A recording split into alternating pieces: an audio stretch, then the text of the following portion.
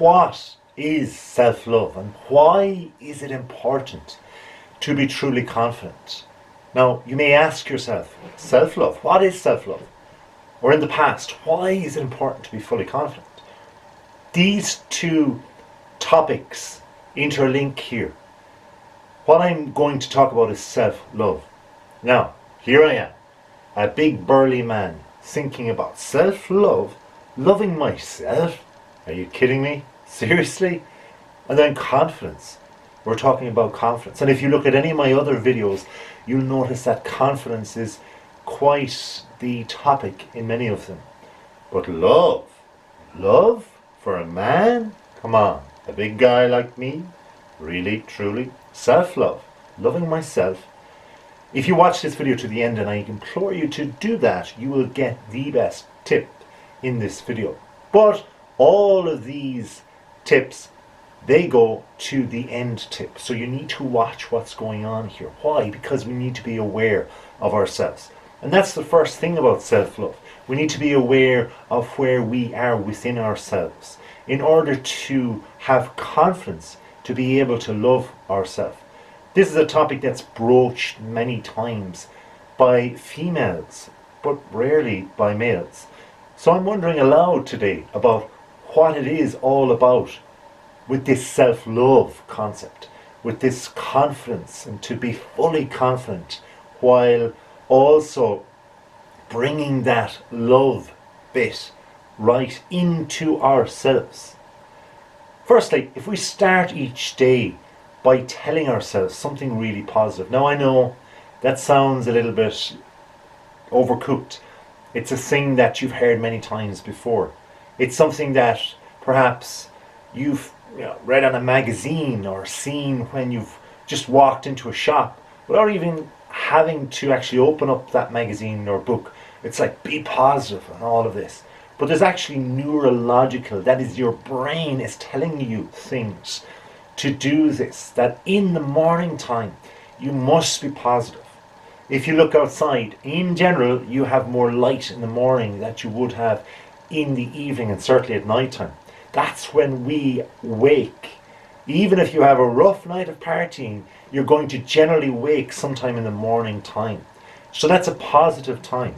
That's us as animals getting up and actually just feeling energized. If we're feeling energized from our sleep, that means essentially that we are going to be ready to fight the day, ready to get into the day, and that's positivity. It's action. It's what the action that we want to take for the day.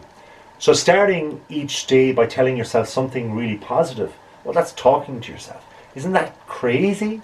Is that just a little bit odd? Why would you talk to yourself? What if you have a partner? Can you talk to them at the front part of the day and say, hey, how's it going? You look really, really nice. What if they don't look nice? Will you lie to them? Is that positive? Well, maybe not. But then again, should you be with that person in the first place? The thing is though, being positive and talking out loud is as good to your ears and for your brain coming from yourself as it would be as coming from another person like a partner. Obviously, if there's somebody within your household, within your apartment that is staying with you, be it a brother, a sister, a relative, a mother, father, whatever it is, and that person, if they're being negative, and you wake up in the morning and you hear that negativity, it's just not going to ring your bells. It's not going to be a good start to the day. Similarly, people like coffee in the morning, so that's just something that gives them that kick, their brain, that neurological lift that they feel that they need throughout the day. And if they feel they need it, well, they gotta have it. So with that, you've got that positivity at the start of the day that gives you that self-love. Filling your body with food and drink that nourishes it and makes it thrive as a way of self-loving yourself. Like, why do we insist on eating things that make us feel terrible? Think of Benjamin Button for a second here.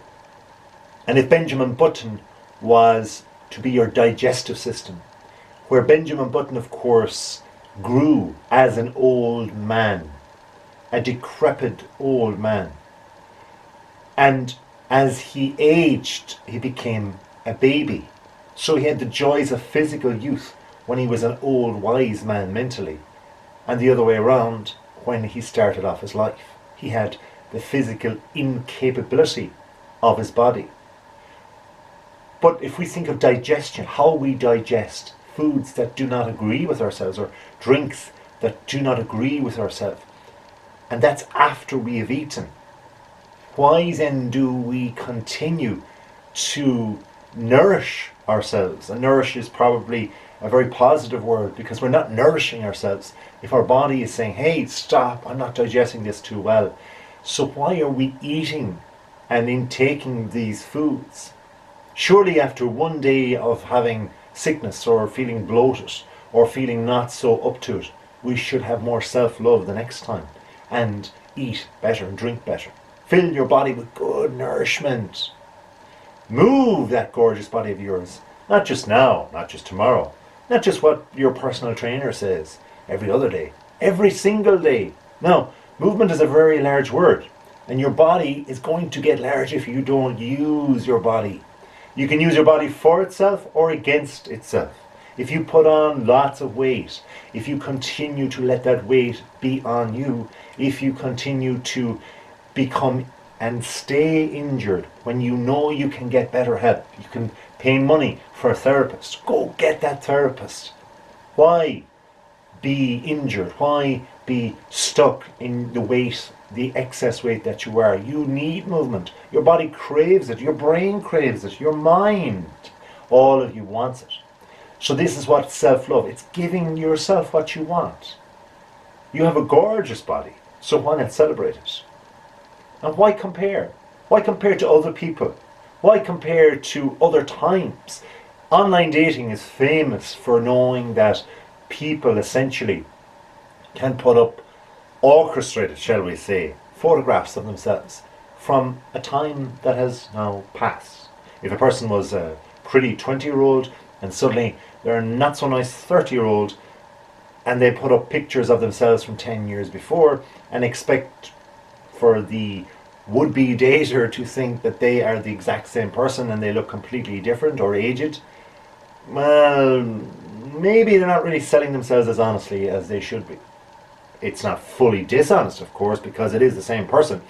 But if a person has changed and they're comparing themselves to the past, when the past is now changed from their present, well then they're being dishonest to themselves. They're being dishonest to the other people around them. By making it a priority to get 8 hours sleep or 7 hours sleep or the adequate amount of hours and time of sleep, you're just giving yourself that gentle self-love.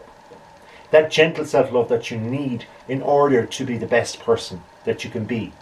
And being the best person is not just resting the brain, but educating the brain. And good old books, very good books, of which I have great videos on. These books will tell you more about how you can actually educate yourself more to become more aware and being more self-loving in the future. Being mindful is another one. Being mindful of where you are right now, where you want to go, what it is that you want to actually become, what your goals are. Being mindful of your situation. We're often very mindful of our finances, but are we mindful of our actual self-love? Of where we want to be, of how we can love ourselves in a better way? Do we do the simple things of our sleep, our eating better, our nourishment, our getting up in the morning, being positive and saying positive things to ourselves? Or do we think that just talking positively or talking at all to ourselves is crazy? What then of the history of the mirror, hey? The mirror has been a great servant to humanity. Why not look at it and just poise yourself, admire yourself, because you are truly unique. If we act that you need rather than you want in life, your love for yourself then will increase. You love yourself when you can turn away from things that feels good and exciting to what you need to stay strong and moving forward in your life instead. So it's about development, growth, rather than short-term excitement. and being focused in the moment, knowing exactly where we are and where we're going to go. This is our self-love. Being aware. Why not give ourselves that awareness? Would we drive a car into a desert? Would we drive a car around a corner into an area where there's going to be trouble? Why would we bring ourselves there without a map? Give ourselves the planning. Map out where we want to go. Give ourselves comforts of ourselves. Going to bed on time. Eating properly. The basics. Exercising. Movement. This is all in our self-love. Our package. Our toolkit. Good self-care. Cleanliness. Hygiene. Basic needs.